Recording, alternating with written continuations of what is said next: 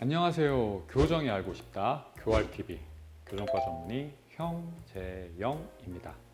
치아 크랙은 치아를 사용한다면 어느 누구에게나 발생되는 문제이며 크랙의 정도에 따라서 다르게 접근해야 하고 일단은 최대한 안 생기게 조심해야 됩니다.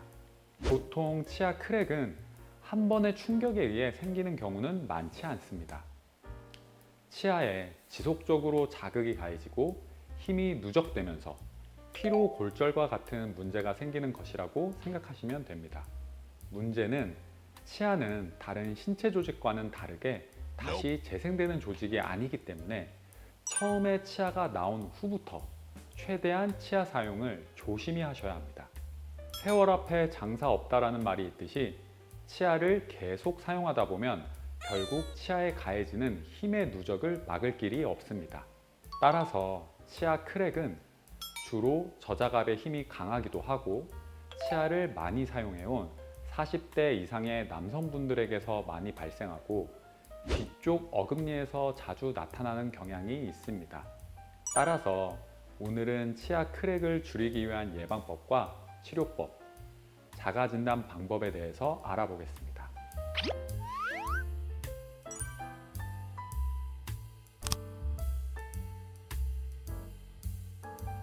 우선 첫 번째로 치아에 순간적으로 큰 힘이 가해지는 행동은 피해야 합니다.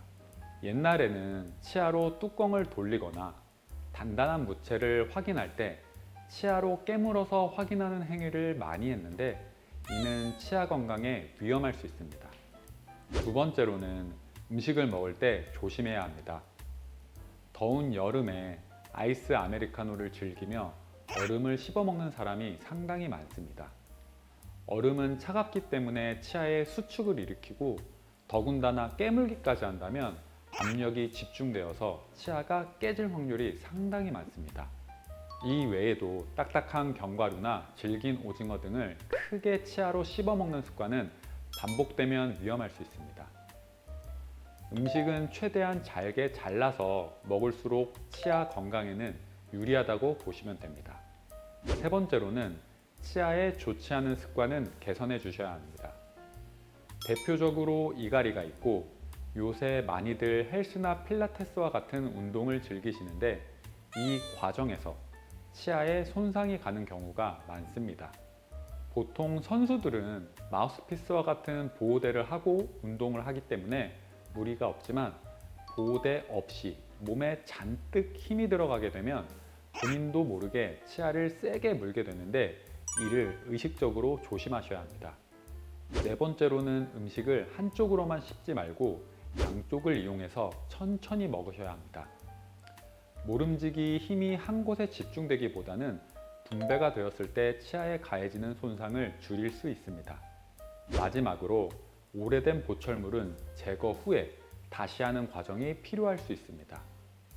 사실 이 때문에 최근의 충치 치료 트렌드는 최대한 치아를 많이 남기고 충치 부분만 작게 제거해서 재료를 채우는 작업을 하지만 과거에는 채우는 재료의 내구성과 충치가 덜 생기게 하기 위해 조금 과도하게 치아를 삭제하고 치아를 많이 덮는 방식으로 치료했었던 때가 있습니다.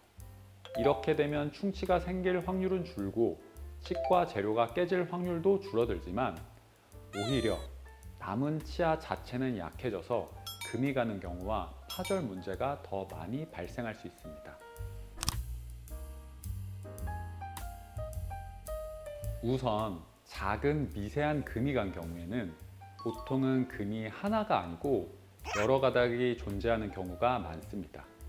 거울로 자세히 들여다보거나 손전등과 같은 빛을 치아에 투과해 보면 보이게 되는 수준으로 치아의 가장 겉표면, 범낭질의 한정에서 크랙이 생기는 경우라고 보시면 됩니다. 앞서 여러 번 설명드렸듯이 대부분의 성인에서 흔하게 관찰되고 통증도 거의 없는 수준입니다. 이 정도의 문제는 일반적으로 그냥 지켜보는 게 원칙입니다. 간혹 치아의 크랙과 함께 치아가 조금 깨져나간 경우에는 거친 표면이 느껴지고 혀로 만지면 상처를 내기도 하기 때문에 치아를 부드럽게 다듬는 작업을 하기도 합니다. 교합 조정이라 불리는 과정인데 치아가 깨진 부위에 응력이 집중되어서 추가적으로 깨지지 않게 막아주기 위한 작업이기도 합니다.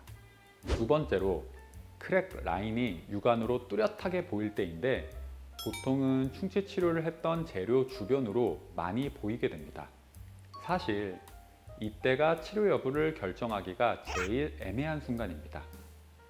그냥 놔두고 세월이 흐르게 된다면 크랙 라인이 깊어지는 게 당연한 결과이지만 이를 치료를 통해서 더 심해지지 않게 막는 게 유리한지, 약간의 치아 삭제와 같은 교합 조정만으로 힘이 집중되는 정도만 막아주는 게 유리한지 판단하기가 애매합니다.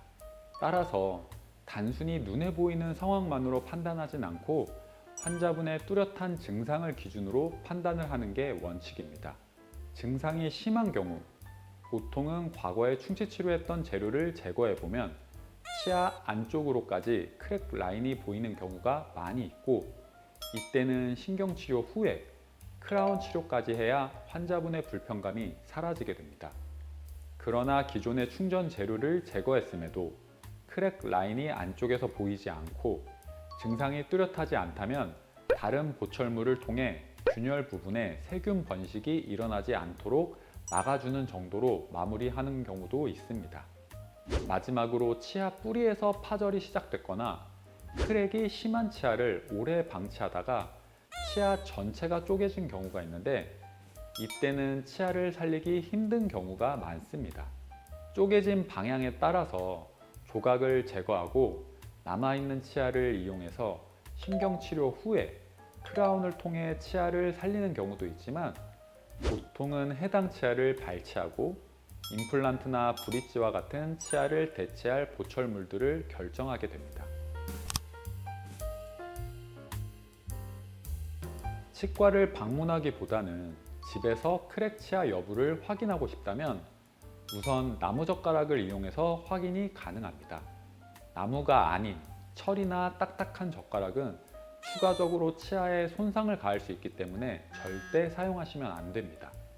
거울을 보면서 아픈 치아에 정확히 나무젓가락을 미끄러지지 않게 갖다 대고 지그시 치아를 물었다가 떼는 순간에 시큰한 증상이 있는지 확인하면 됩니다.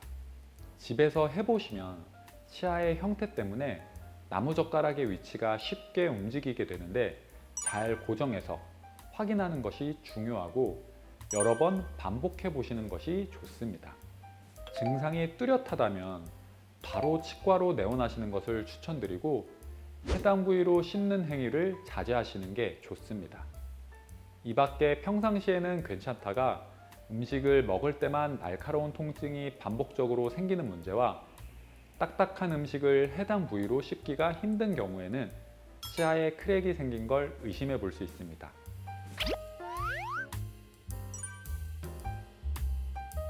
어느 누구나 나이가 들고 세월이 흐르면 피부에 주름이 생기는 것처럼 몇십 년 동안 꾸준히 치아를 사용한다면 치아에 금이 가는 게 당연한 결과이고 누구나 가지고 있습니다. 문제는 현재 기술로 치아에 금이 없어지게 하는 방법은 존재하지 않고 최대한 금이 안 생기게, 더 벌어지지 않게 막는 방법만 있을 뿐입니다. 따라서 이 과정에서 치아에 생긴 크랙을 바로 치료할지 놔둘지를 결정하는 게 애매하고 치료를 진행하더라도 완벽하게 100%의 진료는 존재하지 않습니다. 현재 느끼시는 환자분의 통증을 최대한 없애고 치아가 추가적으로 깨지지 않게 막아주는 진료가 최선의 진료일 뿐입니다. 크랙이 최대한 안 생기게 평상시 생활 습관을 조심하고 불편감이 반복된다면 늦지 않게 치과에 방문해서 치료를 받으시는 게 최선의 선택이 되리라 생각됩니다.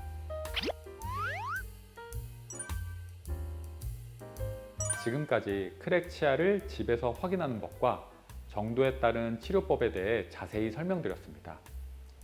해당 영상이 도움이 되셨으면 좋아요, 구독 부탁드립니다. 감사합니다.